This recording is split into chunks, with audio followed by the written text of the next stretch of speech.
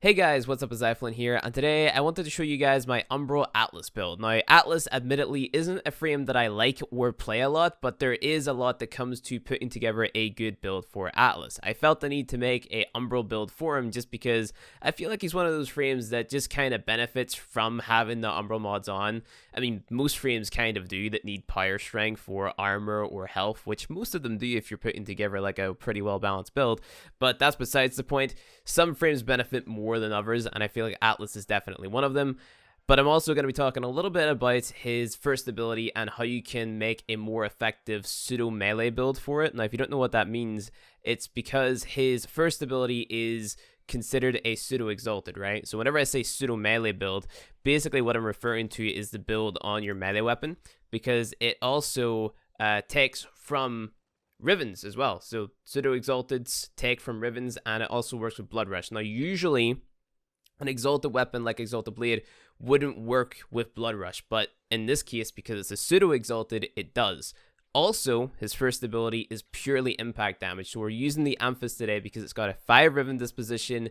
It's also got primed heavy trauma on it because its main damage is impact, so using primed heavy trauma is, you know, good, simply because like there's a rule to building with these higher than 90% IPS mods, if that makes any sense. You have to have the weapon's total damage, so the total damage that the weapon's dealing has to be made up of 90% of the physical damage type that you're modding for. I think that's right. So it's 90% of the weapon's total damage is an impact. So then we can mod for the IPS mod, which is over 90%. It's a higher than 90% increase, which is primed heavy trauma, right? So that's going to give us more damage than the element in that case. But of course, we do have our elements on, so we have Shock and Touch and Prime Fever Strike.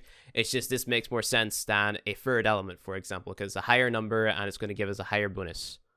I hope that made sense. Prime Pressure Point is also on here for your melee, Berserker for more attack speed, Blood Rush for the crit, which is going to build up as our combo counter builds up, and then Drifting Contact on here to extend our combo duration as well as, of course, the melee damage from the Riven, which is awesome.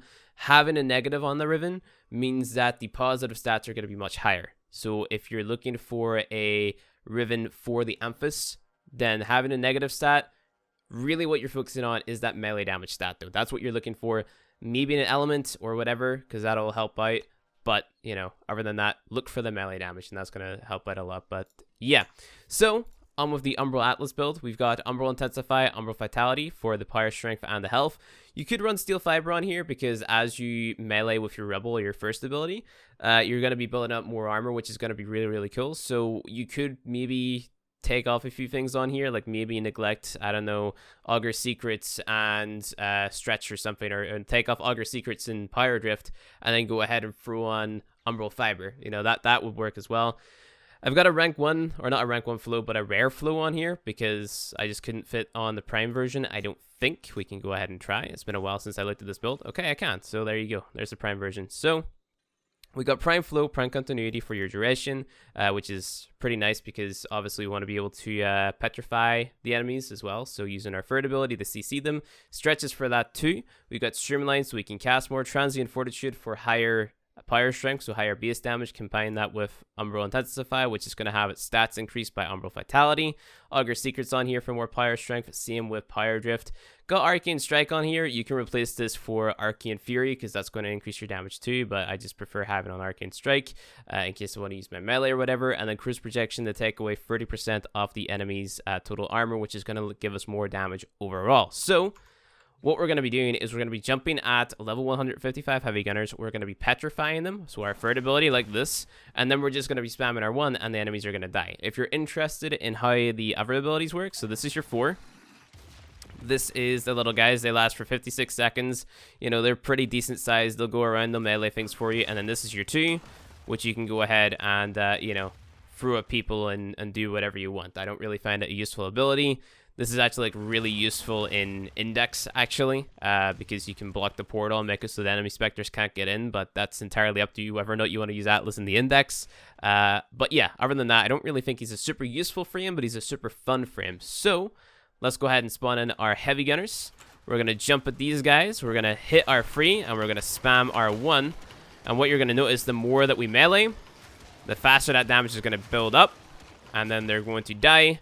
We're going to deal more damage per hit, which is awesome. So, go ahead and petrify him. Here we go. He just got one punched. Same goes for this guy. Go ahead and stun them. Remember, you can spam your free and just KO all of them. So, Omega fun frame, and you have pretty decent efficiency on as well. If you really wanted to, you could throw on fleeting expertise, so you can spam even more if you want. But because I think the cost is, oh, this guy's fallen. Rip this guy. This guy is done.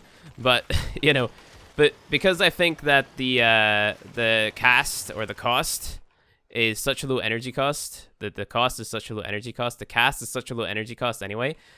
Didn't really feel like modding for fleeting. I was just like, let's have more duration on so I can keep enemies, you know, stunned for longer. Because you're going to have so many different things which are going to be restoring your energy as well.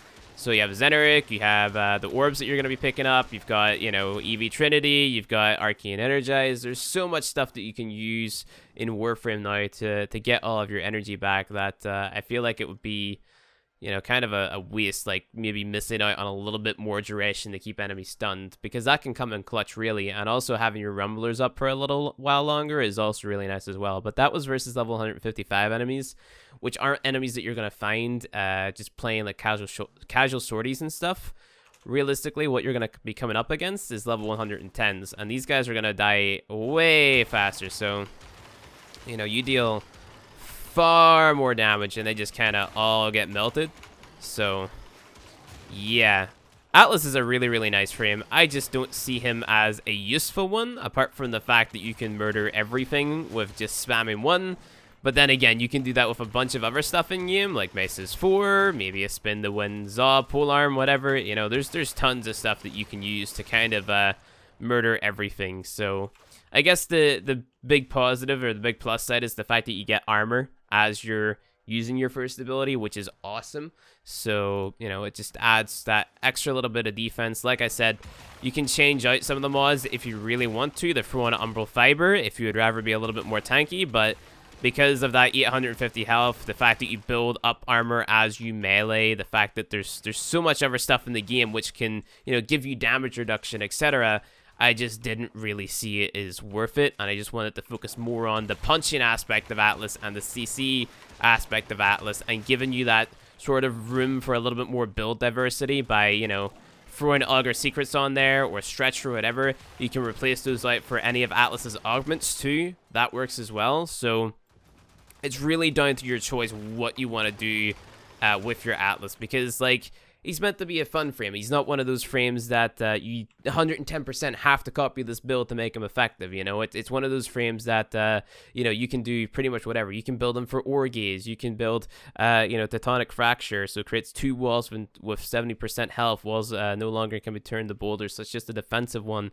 You know, you got your Rumblers here. Single Rumbler with 120% health, 120% damage, and 50% speed that taunts nearby enemies into attacking. So you can replace Streamline, Stretch, Augur Secrets for any of those augments right there and still have fun playing Atlas, because you're still going to be dealing more or less the same amount of damage because it's a pseudo exalted ability, and you're going to have that super high health pool of 850 with that armor of 450, which builds with your 1 and all that good stuff, and you're just going to be able to kill all the mans just by punching them. So he really is one punch man. That is Atlas in a nutshell. Also, I think he looks really deadly. He's probably got some of my favorite fashion frame. I guess, like, I can show you guys the damage of the Amphis.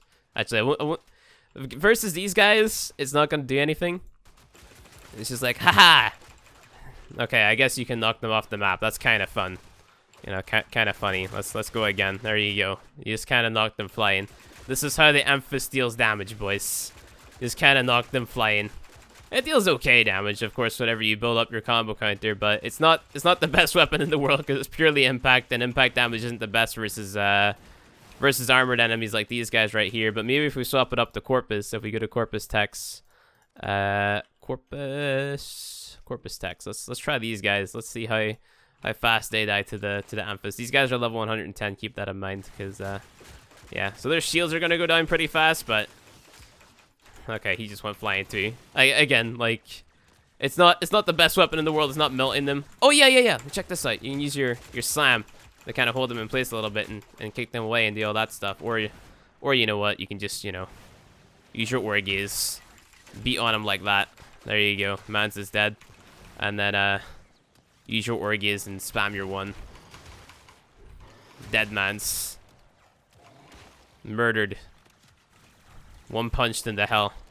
So what do you prefer, I almost said chat. What do you prefer, YouTube? Do you prefer spin the wind kick Amphis, where you just kick the enemy off the map, or do you prefer Atlas, who actually kills them? It's kind of down to you. But anyway, guys, that's going to be it for this video. If you enjoyed it, go ahead, hit that like button below. If you want to see more Warframe content from me, hit subscribe, and I'll see you guys in the next video.